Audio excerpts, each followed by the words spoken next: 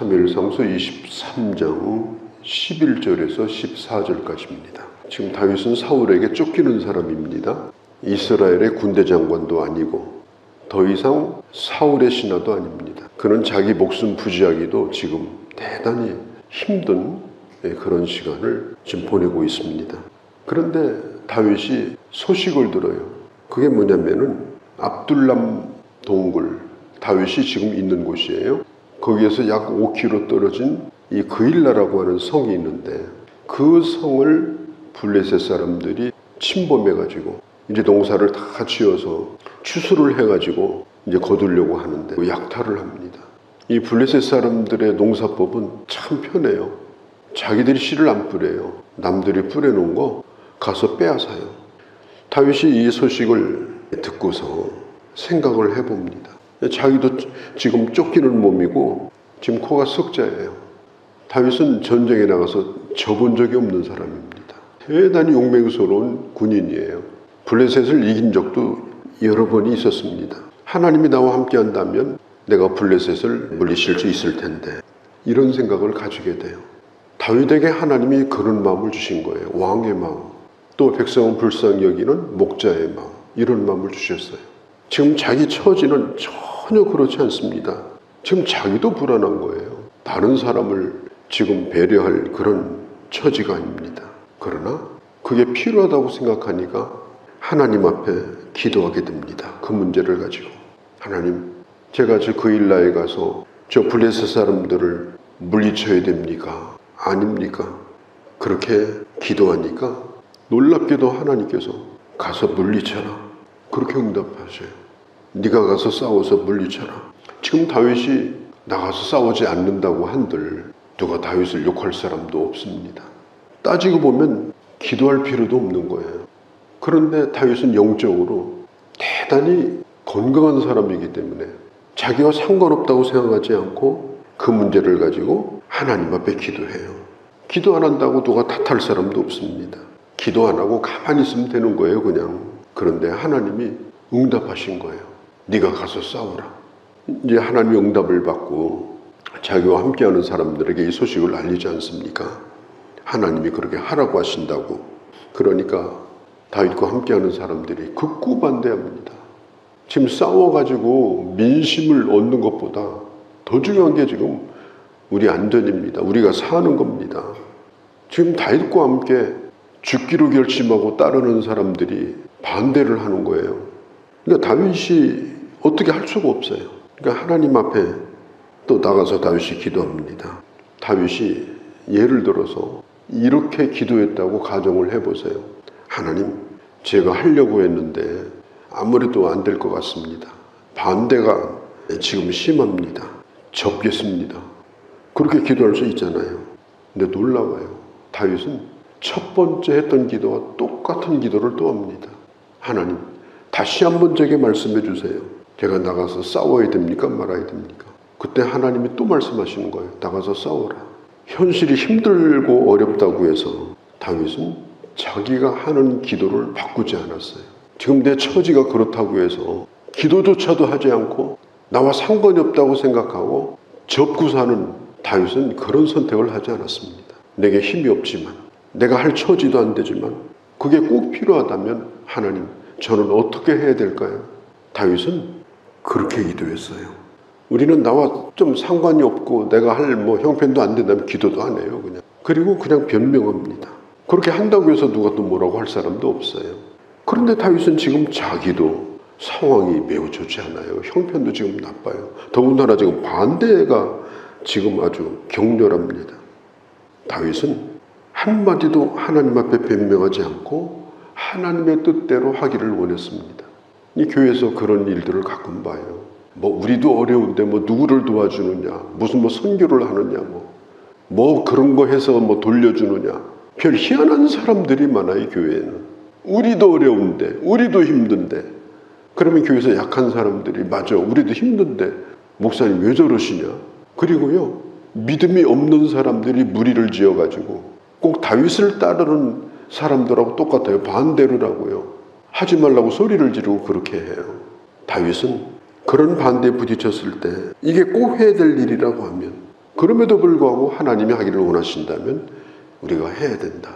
위험해도 하자. 이건 목숨 거는 일이에요. 돈 좀 내는 일이 아니에요. 그런데도 다윗은 순종하여 그 뜻을 따르게 됩니다.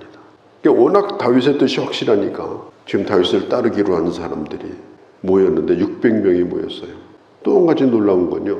전에는 400명이었거든요. 이번에는 오히려 200명이 불어가지고 600명이 모인 거예요. 그래서 싸우는 거예요. 교회도 참 오합지졸 같고 형편없는 사람들이 모이는 것 같고, 그러나 우리가 하나님의 뜻 앞에서 하나가 되어지면 부족한 사람들이 모여도 하나님은 그들을 통해서 일하신다 하는 겁니다. 다윗은 그의 부하들을 데리고 블레셋과 싸워서 잃어버린 그 곡식을 다 돌려주고 가축도 다 돌려주고 그 성을 다시 되찾게 해줍니다. 근데 다윗이 이렇게 그일라 성읍에서 싸우고 있을 때 이 소식을 누가 들었느냐? 사울이 듣습니다. 그 소식을 듣자마자 사울이 노래를 부릅니다. 왜냐? 성문만 닫으면 다윗은 죽었다. 이런 생각을 한 거예요. 지금 다윗이 자기 부하들하고 성 안에 다 들어가 있어요. 성문만 걸어 잠그고 이 성을 완전히 그냥 점령해버리면 다윗은 다 죽은 목숨이다. 다윗의 부하들도 다 끝장난다. 참 기가 막힌 일이죠. 근데 지금이야말로 이 다윗을 잡을 때다. 사울이 이런 얘기를 해요. 하나님께서 우리에게 이런 기회를 주셨다. 다윗을 물리칠 수 있는 기회를 주셨다. 사울은 벌써 하나님 떠난 자가 오래된 사람이고 하나님 앞에 묻지도 않는 사람이에요. 그런데 자기에게 유리한 일이 생기면 하나님 뜻이라고 갖다 붙여버려요. 이런 일이 여러 번 있었어요. 우리가 신앙생활을 하면서 이렇게 될 수도 있는 겁니다. 기도도 안 해요. 영적으로도 분별력이 없어요. 그런데 자기에게 유리한 일만 생기면 주의 뜻입니다. 감사합니다. 그리고 자기 육신의 뜻대로 살면서 하나님의 뜻이라고 착각하고 사는 거예요. 지금 이런 상황이 왔는데 다윗이 하나님 앞에 또 기도합니다. 하나님 어떻게 해야 될까요? 다윗은 하나님 앞에 기도하는 사람입니다. 어떤 일이 있으면 회의를 한 것이 아니라 기도를 했어요. 뭘 기도했는가? 하나님, 이 성 안에 있는 그일라 사람들이 저를 잡아서 사울에게 넘겨줄까요? 아니면 저를 보호해 줄까요? 저는 성 안에 있고 그일라 사람들이 나를 넘겨주겠다고 하면 나는 꼼짝 못하고 그 성에 있는 사람들하고 싸울 수도 없고 나는 사울에게 넘어가야 됩니다. 이 성 안에 있는 사람들이 어떻게 할 것 같습니까? 8절에서 11절에 하나님의 응답이 이렇습니다. 사울은 반드시 너를 잡으러 올 것이다. 그일라 사람들이 너를 사울에게 넘겨줄 거다. 하나님이 응답하셨어요. 이 성에서 빨리 빠져나가라. 이 성에 있는 사람들은 다윗의 은혜를 받은 사람들입니다. 자기를 넘겨줄 거라는 하나님의 응답을 들을 때 참 얼마나 어이가 없겠습니까? 그러나 한편으로 보면 이해가 돼요. 왜? 다윗을 보호해 주었다가 제사장이 85명이 죽었어요. 만일 그일라 사람들이 다윗을 보호해 준다면 사울은 그 성 안에 있는 사람을 다 죽일 사람, 그런 사람이에요. 다윗이 내가 점령군인데 그러면서 그일라 사람들을 자기 부하처럼 명령하고 그 성 주인 노릇을 하고, 다윗은 그럴 생각도 없었고 그 성에서 조용히 빠져나옵니다. 다윗은 철저하게 하나님의 뜻에 순종했어요. 그 사람들하고 다투지도 않았어요. 왜 우리를 내보내려고 하냐? 섭섭하다.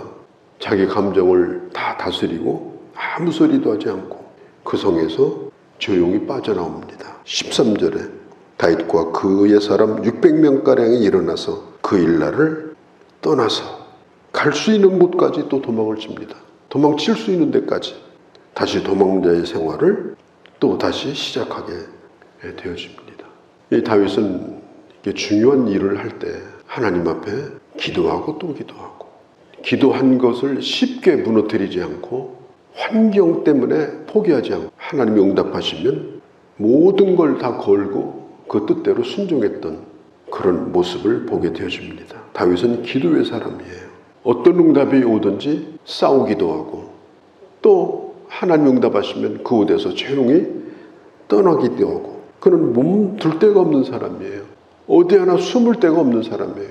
될 수 있으면 먼 데로 가야 되는, 점점 깊은 곳으로 들어가야 되는 그런 생활을 또 하게 되어집니다. 14절에 보니까 다윗이 황무지 요새에 있었고 십광야 산골에도 있었고, 사람이 살 수가 없는데요, 사람들이 가까이 올 수 없는데 그냥 쫓기는 짐승처럼 그런 데로 숨어 들어가는 거예요. 자기 혼자 몸도 아닙니다. 수백 명의 사람들을 끌고 그 고생을 지금 하고 있는데, 그럼에도 불구하고 사울이 매일 다윗을 찾되 하나님이 사울에게 다윗을 붙이지 아니하셨다. 하나님이 다윗을 보호해 주셨다. 기도의 사람 다윗, 그는 갈 곳이 없었지만 하나님이 그의 피난처가 되셨습니다. 하나님이 그를 보호하셨습니다. 너무너무 절박한 상황에, 환경이 안 좋아지면 산에 사는 짐승들도 갈 곳이 없어가지고 막 이렇게 도망을 치잖아요. 그제 큰 화재가 났는데 제가 저쪽을 이렇게 지나가는데요, 큰 고라니 한 마리가 놀라가지고 막 이리 뛰고 저리 뛰고, 그 헬리콥터가 막 그냥 계속 그 강가를 왔다 갔다 하니까 이게 놀라가지고 정신을 잃어버렸나 봐요. 그 내가 보니까 참 안타깝더라고. 지금 다윗이요, 사울을 피해서 갈 데가 없어요. 갈 때는 사람이 살 수 없는 땅만 찾아다녀야 돼요. 이제는 혼자도 아니에요. 600명이나 되니까 흔적이 남고, 이런데도 하나님이 지켜주신 것입니다. 하나님이 다윗을 매일 지켜주시고 매일마다 쫓았지만 매일마다 보호해 주시고, 그는 하나님의 보호를 받았습니다. 말씀보다 앞서지 말자, 기도보다 앞서지 말자. 그게 힘들지만 그렇게 하면 하나님은 반드시 나를 인도해 주신다. 이런 믿음을 가지고 말씀과 기도로 날마다 주님과 동행하는 그런 하나님의 자녀들이 되어주시기를 바랍니다. 거룩하신 우리 아버지, 오늘 이 다윗은 자신도 몹시 힘든 시간을 보내고 있는데 어려움을 겪고 있는 백성들을 긍휼히 여겨서 목숨을 걸고 그 성을 구원하고 그 성에 있는 사람들에게 섭섭한 마음도 감추고 오히려 그들을 보호하기 위해서 그 성을 떠나 저 깊은 광야로, 저 깊은 굴 속으로 또 도망을 치게 됩니다. 움직일 때마다 기도하고 움직일 때마다 말씀해 주셨고 사울에게 붙들리지 않았습니다. 저희들 어떤 일이 있다 하더라도 끊임없이 주님 앞에 묻게 하시고 하나님으로부터 주시는 응답과 지혜를 가지고 삶으로 인해서 사는 것이 힘들고 어렵지만 하나님으로 말미암아 형통한 믿음의 길을 걸어갈 수 있는 주의 자녀들이 다 되게 하여 주옵소서. 주께 의탁합니다. 우리 주 예수님의 이름으로 기도하옵나이다. 아멘.